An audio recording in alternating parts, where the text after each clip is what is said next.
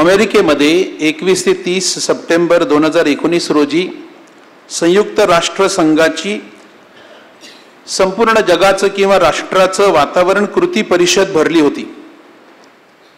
जगातील सर्व देशांचे प्रतिनिधी आले होते आणि या भरलेल्या सभागृहामध्ये स्वीडनच्या एका 16 वर्षीय पर्यावरण रक्षक निसर्गप्रेमी मुलीने आवेशपूर्ण, भावुक आणि जोशात असं भाषण केलं. भाषणाची सुरुवातच तिने माझा संदेश हाच आहे की आमचे तुमच्यावर लक्ष राहील. ती म्हणाली, ह्या वेळेला आणि ह्या वयात मी इथे या युनायटेड नेशनच्या कॉन्फरन्समध्ये असणं हे चुकीचं असून मी शाळेत असायला हवं. मात्र तुम्ही सर्व नेते मंडळी आम्हा तरुण मुला मुलींना आशा दाखविण्यासाठी येता. तुमची हिंमत कशी होते? तुम्ही आमची स्वप्ने चोरली आहेत. आमचे बालपण तुम्ही हिरावून घेतले आहे. मी अजूनही भाग्यवान आहे. मात्र जगामध्ये लोक वेदनेमध्ये आहेत, लोक मरत आहेत. घरदार आयुष्याची कमाई मातीमोल होत आहे. सगळा पर्यावरणाचा तोल बिघडत आहे. सगळी जी पर्यावरण व्यवस्था आहे, इकोसिस्टम आहे, ही आपण सर्व नष्ट होण्याची सुरुवात झाली असताना तुम्ही मात्र पैसे, आर्थिक विकास या गोष्टी करत आहात. तुमची हिंमत तरी कशी होते? गेल्या 30 वर्षापासून विज्ञानाने अगदी स्पष्ट केले आहे की कसं काय तुम्ही ह्याकडे दुर्लक्ष करू शकता. विज्ञान सातत्याने आणि पर्यावरण आणि जग सातत्याने आपल्याला चिन्ह देत आहे, गोष्टी सांगत आहे आणि ह्याकडे तुम्ही दुर्लक्ष करता आणि येथे येऊन तुम्ही मोठमोठी भाषणं कशी देऊ शकता? आणि तुम्ही खूप काही करत आहात असं तुम्ही आम्हाला सांगता. कुठेही कसलंही धोरण, उपाय दृष्टीस पडत नाही, दिसत नाही. तुम्ही भासवता की तुम्ही आमचं ऐकून घेता, तातडीने ऐकून घेता, परंतु दुःखी आणि रागावलेली जरी असली तरी मी त्यावर विश्वास ठेवणार नाही. कारण तुम्हाला परिस्थिती माहीत असूनही तुम्ही पुन्हा पुन्हा चुका करीत आहात. तुमची सत्ता टिकविण्यासाठी किंवा तुम्हाला जे हवंय ते मिळविण्यासाठी तुम्ही सैतानासारखे आहात यावर मी विश्वास ठेवण्यास नकार देईन. तुम्ही आमचे नुकसान करीत आहात. मात्र तरुण मुला मुलींना तुमचा विश्वासघात समजण्यास सुरुवात झाली आहे. तरुण मुलं मुली ही जागृत होत आहेत. सर्व भावी पिढीचे डोळे तुमच्याकडे लागले आहेत. तुम्ही आमचे नुकसान करणार असाल तर आम्ही तुम्हाला क्षमा करणार नाही.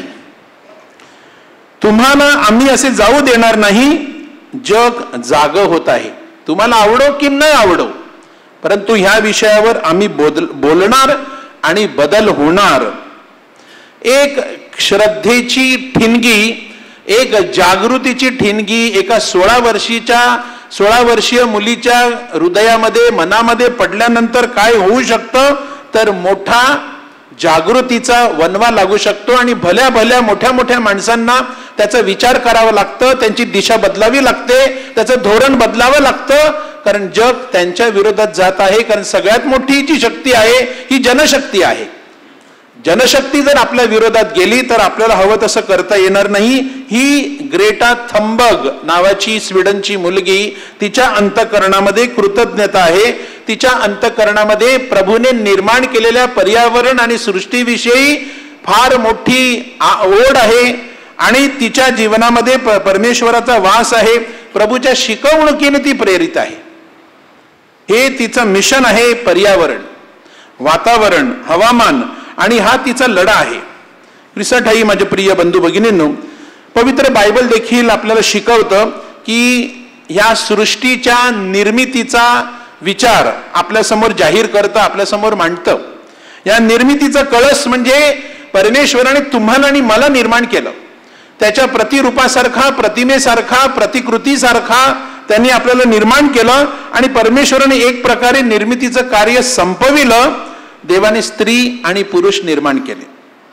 प्रत्येक निर्मिती वेळी देव बोलला, हे चांगलं आहे, मी निर्माण केलं आहे आणि हे चांगलं आहे.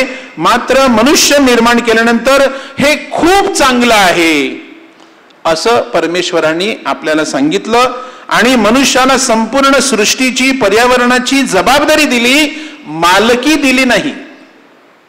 फलद्रूप व्हा, बहुगुणित व्हा, पृथ्वी व्यापून टाका, पृथ्वी पायाखाली आला आणि पृथ्वी तुम्ही अधिकाधिक सुंदर करा. कारण परमेश्वर निर्माता आहे आणि परमेश्वराने आपल्याला सहनिर्माता म्हणून जबाबदारी दिलेली आहे. सहनिर्माता म्हणजेच जे निर्माण करून माझ्या हाती दिलेलं आहे त्याचा विध्वंस न करता, त्याचा नाश न करता नवीन निर्माण करणं, चांगलं निर्माण करणं आणि अधिकाधिक परमेश्वराचं गौरव होईल आणि ह्या जगातील ज्या सगळ्या निर्मितीद्वारे अधिक चांगली निर्मिती होईल यासाठी एक प्रकारे जबाबदारी दिली, मालकी दिली नाही.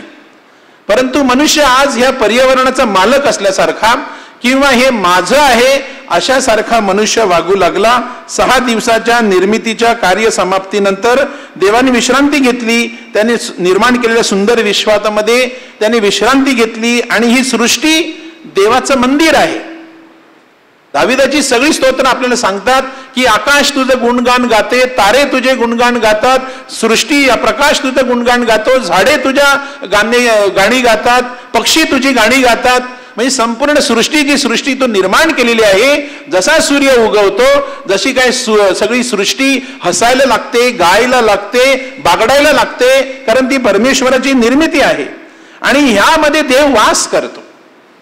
आणि काही वेळेला आपल्याला आध्यात्मिक आपले जे सल्लागार असतात, स्पिरिच्युअल डायरेक्टर आपल्याला सांगतात की जेव्हा आम्ही फादर किंवा सिस्टर्स आम्ही रिट्रीटला जातो की अशी जागा असते शहरापासून दूर की जिथे झाडं आहेत, पानं आहेत, फुलं आहेत. एक अनेक वेळ तू झाडाकडे फुलाकडे बघत राहा तरी तुला खूप परमेश्वराचा अनुभव येईल. ते झाड तुझ्याशी बोलायला लागेल. आणि काही माणसं आहेत जी झाडांशी बोलतात, काही माणसं जी आहेत की फुलांशी बोलतात आणि फुलं अधिक प्रमाणामध्ये खुलतात, फळ मोठ्या प्रमाणामध्ये येतं झाडाशी बोलल्यामुळे. हे सुद्धा प्रयोग जगामध्ये झालेले आहेत कारण त्याच्यामध्ये जीव आहे, तिथे देव वास करतो. वारा, झाडे, समुद्र, आकाश, तारे, पक्षी हे सगळे देवाच्या गौरवाचं गीत गातात कारण ते देवाशी ते एकनिष्ठ आहेत. त्यांना देवाने निर्माण केलेलं आहे आणि देवानेच त्यांना अस्तित्व दिलेलं आहे आणि ते तसंच तसं देवाशी वागतात. माणसाला हे माहीत आहे की माणसाला देवाने निर्माण केलेलं आहे, पण माणूस गद्दारी करतो. माणसाशी तर करतोच पण अनेक वेळेला देवाशी करतो. पर्यावरण म्हणजे नेमकं काय? तर पर्यावरण म्हणजे आपला परिसर. पर्यावरण म्हणजे जमीन, आकाश, पाणी हे पर्यावरणाचे प्रमुख घटक आहेत आणि यामधील जैविक आणि अजैविक घटक मिळून संपूर्ण परिसर किंवा पर्यावरण तयार होते. जैविक घटकामध्ये आपण मानव आणि सर्व प्रकारची जीव, वनस्पती, झाडं, झुडपं याचा समावेश आहे. तर अजैविक घटकांमध्ये हवा, आकाश, हवेतील सर्व वायू, सूर्यकिरणे, प्रकाश, सर्व प्रकारचे रासायनिक मूलद्रव्ये इत्यादी सर्व गोष्टी त्यामध्ये येतात. आणि सर्व घटकांचा उपयोग करून जीवसृष्टी जीवित राहते, पर्यावरण जिवंत राहतं कारण ह्या सगळ्या गोष्टींचं त्यामध्ये अस्तित्व आहे आणि या सगळ्या गोष्टींचं त्यामध्ये मिलाफ आहे. ह्या एखादी गोष्ट मी नाहीशी करायला घेतली म्हणजेच आपल्याला मोबाईलचा खूप फायदा आहे आणि मोबाईल आपला जो चालतो हा इंटरनेटच्या नेटवर्कद्वारे चालतो. याने हे नेटवर्क हवेमध्ये असतं आणि ते नेटवर्क आल्यामुळे आपल्या परिसरातल्या सगळ्या चिमण्या नाहीशी झाल्या. जिथे जिथे ही टावर आले तिथे तिथे बरेचसे जीवजंतू नाहीशी झाले कारण त्या व्हायब्रेशन मध्ये ती जी सगळी नेटवर्क आहे त्यामध्ये हे सगळं टिकून राहू शकत नाही. आणि म्हणून पर्यावरण सुरक्षित तर मानव सुरक्षित हे आता थोडं थोडं जगाला कळायला लागलेलं आहे आणि त्याविषयी खूप बोलायला लागलेले आहेत. त्याविषयी जागतिक आणि राष्ट्रीय अशा परिषदा आणि जागृती आणि किंबहुना शाळेमध्ये आता तो विषय आलेला, इंग्रजी माध्यमाच्या शाळेमध्ये काही वर्षांअगोदरपासून आलेला आहे. EVS म्हणजेच पर्यावरण की कसं राखलं जावं.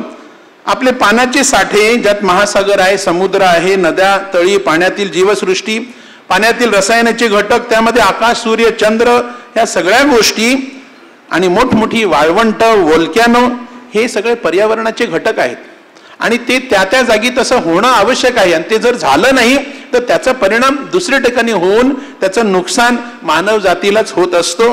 पाण्यातील जीवाणू, मासे आणि इतर जीवसृष्टी, समुद्रातील सगळ्या ज्या गोष्टी आहेत ह्या सगळ्या गोष्टी, डोंगर असणं, डोंगरावरती झाडं असणं, हे सगळे जैविक घटक आहेत.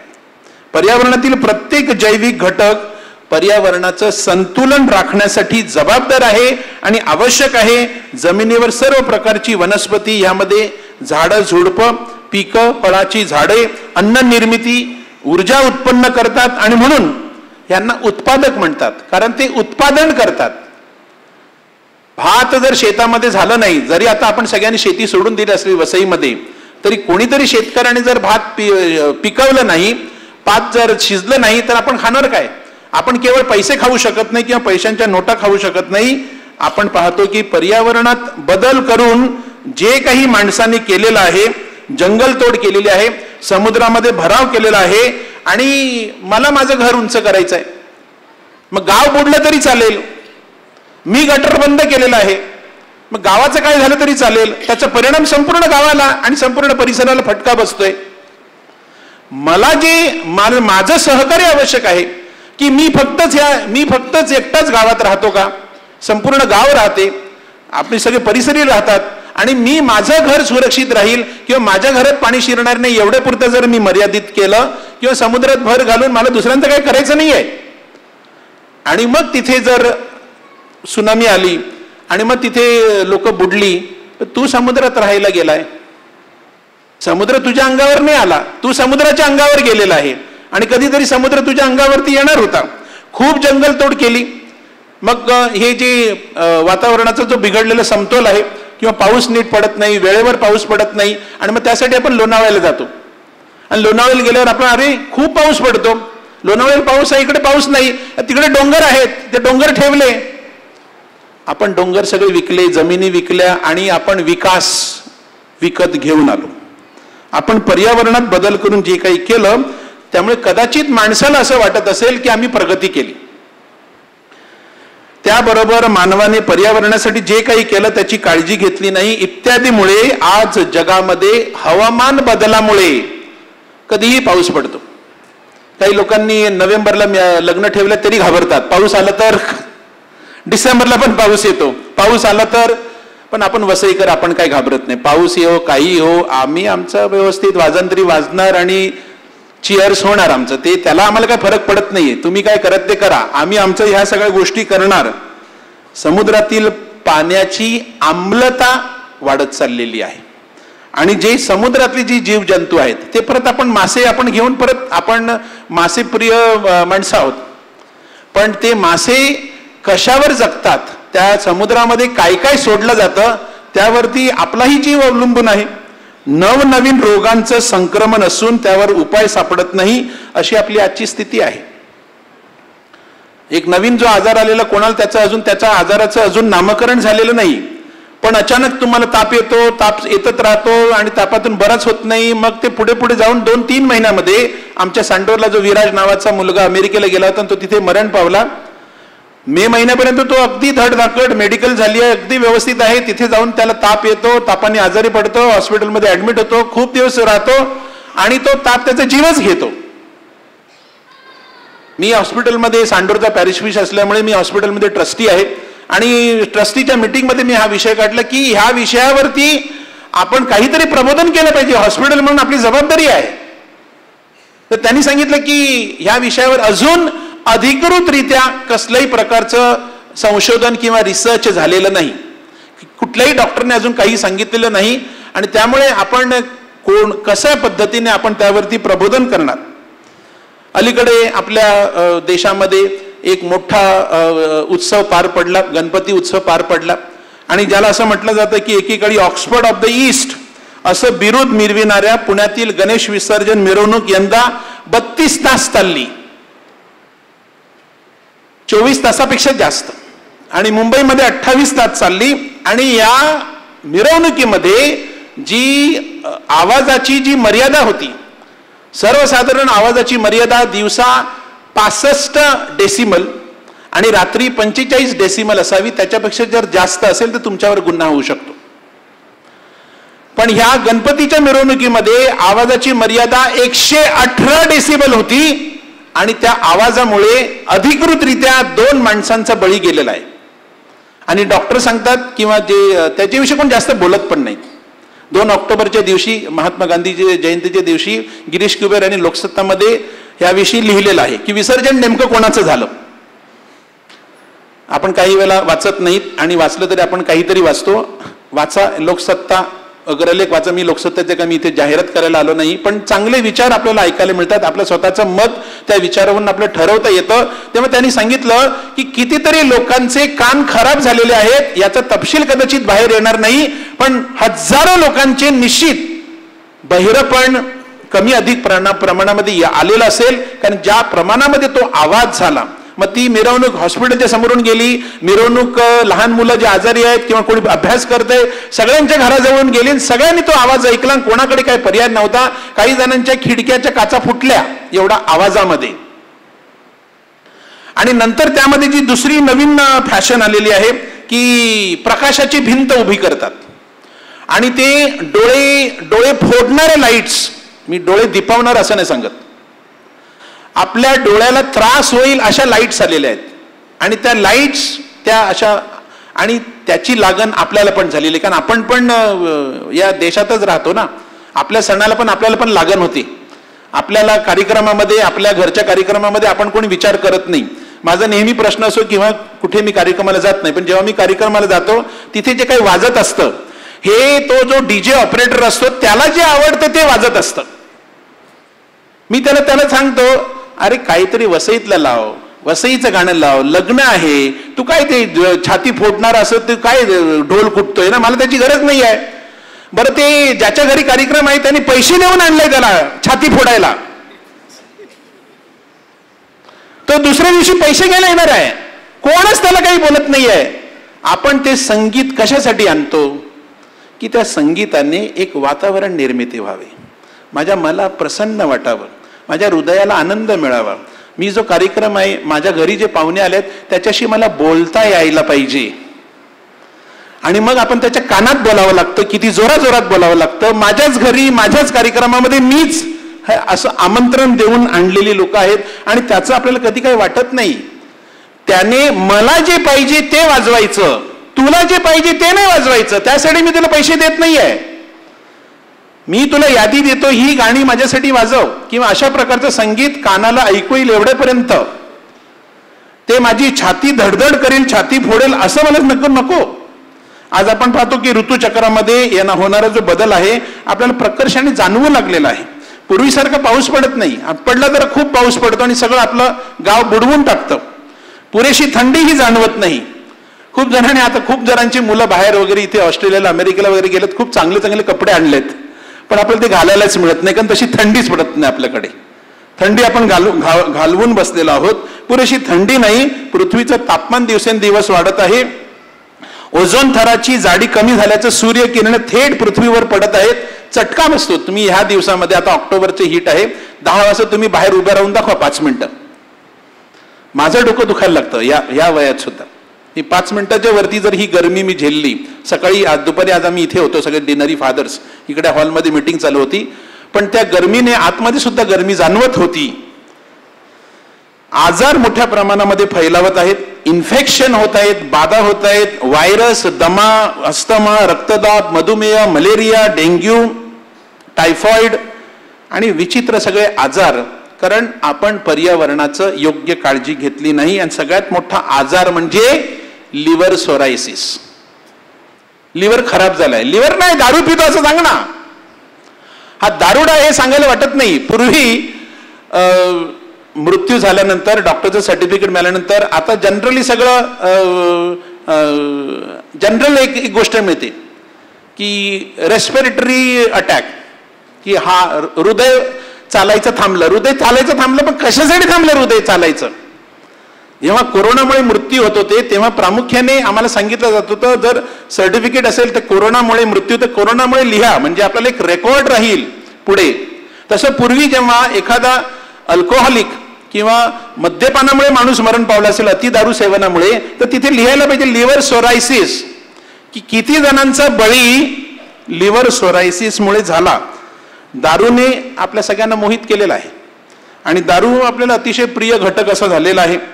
आणि असं सांगतो की दारू सेवन करणारे 100 पैकी 13 लोक हे दगावतात, जीव गमावतात. हा अनामिक मद्यपी संघटनेचा अभ्यास आहे. आणि आपल्याकडे तर आपण बाप्तिस्मापासून तर 7व्या पर्यंत आणि महिन्यापर्यंत त्याशिवाय आपला कार्यक्रमच होत नाही. आणि पुन्हा एकदा आपण आपलं आरोग्य बिघडवितो. समाज अत्यंत वेदनेतून जात आहे, समाज अत्यंत दुःखातून जात आहे. मात्र कोणी मोठ्याने बोलत नाही, उघडपणे बोलत नाही. सगळेजण मेकअप करून सावरासावर करतात, माती ढकलतात त्याच्यावरती, परंतु विषय हाती घेत नाही, निडरपणे प्रदर्शन थांबवत नाही. आम्ही या फातिमा मातीच्या भेटीमध्ये आम्ही गावागावामध्ये मिसा करत आहोत सांडोर पॅरिशमध्ये. तर तिथे आम्ही विषय घेतलाय, लोक काय बोलतील, लोकांना काय वाटेल, लोकांना आवडेल का. तर मी धर्मगुरू झाल्यापासून पहिली माझी नेमणूक मर्सेस येथे झाली होती, तेव्हा मी तिथे लोकांना सांगायचो, लोकांना काय वाटेल. लोक गेली खड्ड्यात, नाहीतर लोक तुम्हाला खड्ड्यात घालतील, बाहेर हात द्यायला उभे राहतील, परत पुढच्या कामाला जातील. मला काय वाटते हे फार महत्वाचं आहे माझ्या जीवनासाठी, माझ्या समाजासाठी. मला काय वाटते हे फार महत्वाचं आहे. काही निर्णय घेणं आवश्यक आहे. जेव्हा फादर दिब्रिटो जेव्हा सेंट थॉमस चर्च सांडोरमध्ये होते, तेव्हा ते मोठ्या धडाडीने हिमतीने की हे बंद करा, जे अनावश्यक गोष्टी आहे हे बंद करा. हे जे दारूचं प्रदर्शन करणं, फटाक्यांची माळ लावणं, हे आपल्यासाठी चांगलं नाही आहे. ज्या पद्धतीने आपण या सगळ्या गणतो, या फटाक्यामुळे प्रदूषणच होतं, आवाजाचं प्रदूषण होतो, त्याच्यातून जो धूर निघतो त्याच्यामुळे धनुर्वात होऊन माणसं दगावलेली आहेत. आणि फटाके वाजवण्यासाठी फटाके बनवणाऱ्या फॅक्टरीमध्ये ते जे बालमजूर आहेत तिथे जाऊन बघा काय परिस्थिती आहे. ते 30, 35, 40 वर्षा पलीकडे ते जगू शकत नाहीत. तो जो सगळा वायू आहे त्यांची हृदय, त्यांची फुफ्फुस ही कमकुवत करून त्यांना लवकर मृत्यू येतो. आणि ते फटाके वाजवून आपण आनंद घेतो. आणि काहींना तर ते अपॉइंटच केलेलं असते, ते आकाशामध्ये मुलं जाऊन ते बघतात, परंतु हे आपल्यासाठी चांगलं नाहीये. आता हे दुसरे करत राहणार म्हणून आपण करत राहणार का. दुसरे करत राहणार, आपण करत राहिलो म्हणून आपलं गाव बुडायला लागलं. याचा उपाय आपल्याकडेच आहे. आणि म्हणून काही गोष्टी आपण जेव्हा फटाके लावतो तेव्हा आपण फटाके नाही पेटवत, आपल्या खिशातल्या नोटांना आगी लावतो. आपण ज्या नोटा कुठेतरी वापरात येऊ शकल्या असता, कोणाच्या तरी उपयोगात येऊ शकल्या असता. आणि म्हणून आपण ह्या देशात राहून आपण या देशासारखे नाही व्हायचं, आपण येशूसारखं व्हायचं. हे आपल्याला येशूने शिकवण दिलेली आहे. म्हणून हे आपल्या ह्या ज्या गोष्टी आहेत आणि ह्यातून जे काही आपल्या स्वतःसाठी फायदा आहे, जे काही 2 पैसे वाचतात किंवा 2 पैसे आपण सेव्ह करतो. आणि म्हणून ह्या ज्या गोष्टी आपण करतो ह्या टाळणं आवश्यक आहे. आपण नुसतं पर्यावरणाविषयी बोलणं तेवढं योग्य नाही. मला फादर बॅप्टिस्ट यांनी मला विषय दिला आणि त्यांनी मला फोनवर सांगितलं. मी माझी एक्सक्यूज सांगत राहिलो, फादर मला जमणार नाही, शक्य नाही. आणि हे मी बोलत असता 5 मिनिटांनी मी फोन ठेवला आणि 5 मिनिटांनी फादर बॅप्टिस्ट सांडोरला माझ्यासमोर उभे, हा विषय तुला घ्यावा लागेल. मला लाज वाटली. म्हटलं एवढा मान मला कशाला देतोस, खूप जण आहेत हा विषय बोलू शकतात. ते म्हणलं नाही, तू हा विषय घ्यावा अशी माझी इच्छा आहे. माझी जबाबदारी वाढली, माझ्यावर थोडं दडपण आलं. म्हटलं वेगळ्या पद्धतीने मांडावा. आणि मग मी आमची तरुण मंडळी आहे, युवक युवती आहेत, त्यांच्याबरोबर मी घेऊन बसलो. म्हटलं उगाच कशाला मी जनरल तुम्हाला काहीतरी उपाय सांगू. आणि त्यांना मी सांगितलं की मला पर्यावरणाविषयी तुम्ही काय करतात आणि त्यांच्याकडून आलेल्या प्रतिक्रिया मी तुमच्या समोर ठेवतो. एक तरुण म्हणाला की फटाक्यामुळे ध्वनी प्रदूषण आणि वायू प्रदूषण मोठ्या प्रमाणात होते, त्यामुळे मी फटाके वाजवणं बंद केलेलं आहे. माझ्या कुटुंबात सुद्धा फटाके बंद आहेत, हा माझा निर्णय आहे.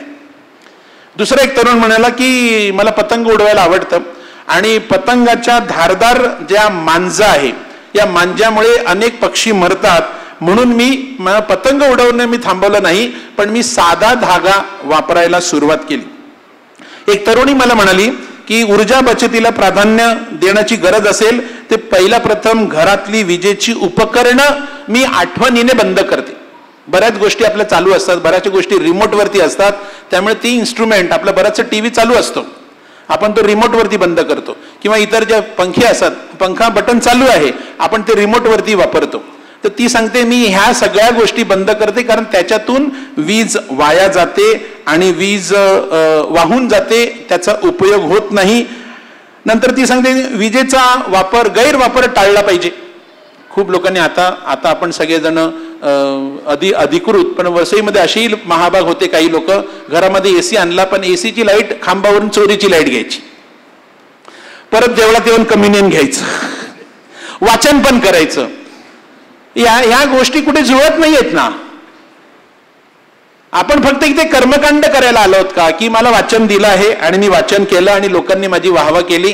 तो देव शब्द प्रथम मला समजला पाहिजे, मला तो स्वीकारता आला पाहिजे. ती सांगते मी घरातच नाही, मी ट्रेनमध्ये, कॉलेजमध्ये सुद्धा जिथे मला लाईट पंखा चालू आहे तिथे कोण नाही, मी बंद करते. त्याच्यातून काय होईल असा तिला प्रश्न केला जातो. गैरवापर टाळता येऊ शकतो. तर ती सांगते मी घरात एक बाग तयार केलेली, घरामध्ये, आमच्या अंगणामध्ये आमच्याकडे जागा नाही, पण मी घरामध्ये एक बाग तयार केले आहे आणि त्यामध्ये मी दुर्मिळ वनस्पती लावलेल्या आहेत. मी तिला सांगितलं मला ती बाग बघायची आहे, की तू असं काहीतरी करतेस म्हणून. त्याद्वारे त्याचं जतन करण्याचा मी प्रयत्न करते. याशिवाय पाण्याचा गैरवापर मी कटाक्षाने टाळते. मी पालीला होतो, आता मी सांडोरला आलो, तिथे फादर बॅप्टिस्ट डाबरे आहेत, मूळचे भुईगावचे. तर ते सुद्धा पाणी मोजून आणि वीज मोजून वापरतात. त्यांचं ते फिरणार रात्री 9 वाजता, कुठे लाईट चालू आहे, कुठे पंखा आहे. रोज देवळात ते जाऊन बघणार कुठे लाईट पंखा सुरू राहिलाय का, ते हॉलमध्ये जाऊन बघणार. आणि बऱ्याच वेळा त्यांनी मला माझ्या लक्षात आणून दिलाय, पंखा चालू होता, लाईट चालू होती, मी बंद केली, ती रात्रभर तशीच चालू राहिली असेल. ती वापर त्याचा विना वापर किंवा त्याचा उपयोग झाला नसता. दुसरा एक मुलगा मला की मी विनाकारण गाडे आणि माझं कुंपण धुवत नाहीत, कारण त्याच्यामुळे नुसतंच पाणी वाया जातं. जेव्हा खरंच धुण्याची गरज आहे तेव्हा मी धुतो. कॉलेजमध्येही पाण्याचा मी अपव्यय कसा टाळता येईल हा मी प्रयत्न करतो. एक मुलगा म्हणाले की आमचं दुकान आहे आणि आम्ही प्लास्टिकच्या पिशव्यावर पूर्णपणे बंदी घातली आहे. आम्ही कापडी पिशव्या आणलेल्या आहेत आणि आमच्या फायद्यातून, दुकानाच्या फायद्यातून आम्ही ग्राहकाला कधी कधी कापडी पिशवी मोफत देतो. स्वतः देखील या नियमांचं मी आवर्जून पालन करतो. आणखीन एक तरुण मला म्हणाला की मी माझ्या परीने मी करण्याचा प्रयत्न करतो. जेव्हा रस्त्यावर कचरा टाकणं किंवा परिसरामध्ये कचरा करणं मला अजिबात आवडत नाही. एखाद्याने रस्त्यात, ट्रेनमध्ये, बसमध्ये जर कचरा टाकला, खिडकीतून थुंकला, तर मी त्याला समजावून सांगायचा प्रयत्न करतो. काही वेळेला भांडण होते, काही माणसं अंगावर धावून येतात, पण मी सांगायचं काम करतो. आणि मी बऱ्याच वेळेला मी स्वतः कचरा उचलतो आणि डस्टबिनमध्ये मी टाकतो. यात मला कमीपणा वाटत नाही. आणि मी प्लास्टिकचा कमीत कमी वापर करतो, गरजेपुरता वापर करतो. एसीचा कमी वापर होईल अशी मी काळजी घेतो. गरजेपुरता माझी मी खोली थंड करतो, नंतर मी एसी बंद करतो. ध्वनी प्रदूषण होऊ नये म्हणून सोसायटीत, गावामध्ये, आजूबाजूच्या परिसरामध्ये लाऊडस्पीकरच्या आवाजावरती नियंत्रण ठेवण्यासाठी मी प्रयत्न करतो. गावात जाऊन लोकांना समजावून सांगतो की आवाज वाढल्यामुळे इतरांना, आजारी माणूस आणि वयोवृद्ध माणसांना त्यांच्या कानाला त्रास होऊ शकतो, हे मी सांगण्याचं काम करतो. आणि कॉलेजमध्ये सुद्धा मी विजेची बचत करतो. सार्वजनिक ठिकाणी कचरा न टाकणं, पर्यावरणाचा ऱ्हास होऊ नये यासाठी आपण फक्त बोलणं नाही तर याच्या काही सवयी आपण अंगीकारणं आवश्यक आहे. एक मुलगा मला म्हणाला की माझ्या दर वाढदिवसाला मी एक झाड लावतो. एकतर माझ्या घरात लावतो ना तर मामाकडे लावतो, जिथे जागा मिळेल तिथे मी दरवर्षी एक झाड लावतो. आणि माझ्या वाढदिवसाच्या दिवशी जेवण वाया जाणार नाही, केक वाया जाणार नाही याची मी काळजी घेतो. आपलं बरंच जेवण वाया जातं आणि खूप लोक उपाशी झोपतात.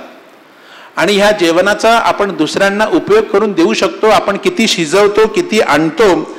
आणि या अनुषंगाने आपण बऱ्याच गोष्टी करू शकतो. एका मुलाने मला सांगितलं की त्यांनी 2 कुंड्या केलेल्या आहेत, एक सुक्या कचऱ्यासाठी आणि एक ओला कचऱ्यासाठी. आणि ओला कचरा त्यांनी बाहेर ठेवला, त्याच्यामध्ये त्यांनी गांडूळ सोडलेले आहेत आणि त्याचं खत तयार करून ते परत बागायतीला वापरतो.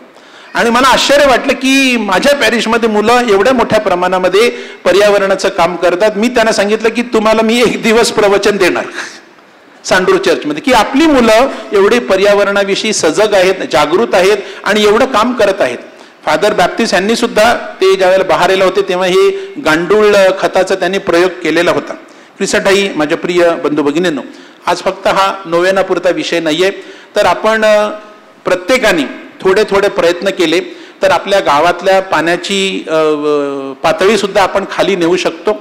आणि सगळ्यांना यापासून आपण सगळ्यांनी जर एकत्र प्रयत्न केले, कुठल्या आपला कोणा पक्ष किंवा कुठला विचार किंवा कुठली संघटना ह्यावरती आपण बोलत नाही, आपण सगळे मिळून जे काही बिघडलेलं आहे, समतोल बिघडलेला आहे, हे सगळे विचार करून सगळ्यांनी त्याला हातभार लावून काही ना काही गोष्टीचा त्याग करावा लागेल. तर त्याद्वारे आपण पुन्हा एकदा ह्या समतोल राखू शकतो आणि त्यासाठी आपल्याला फातिमा मातेची मध्यस्थी लाभावी म्हणून आपण प्रार्थना करूया.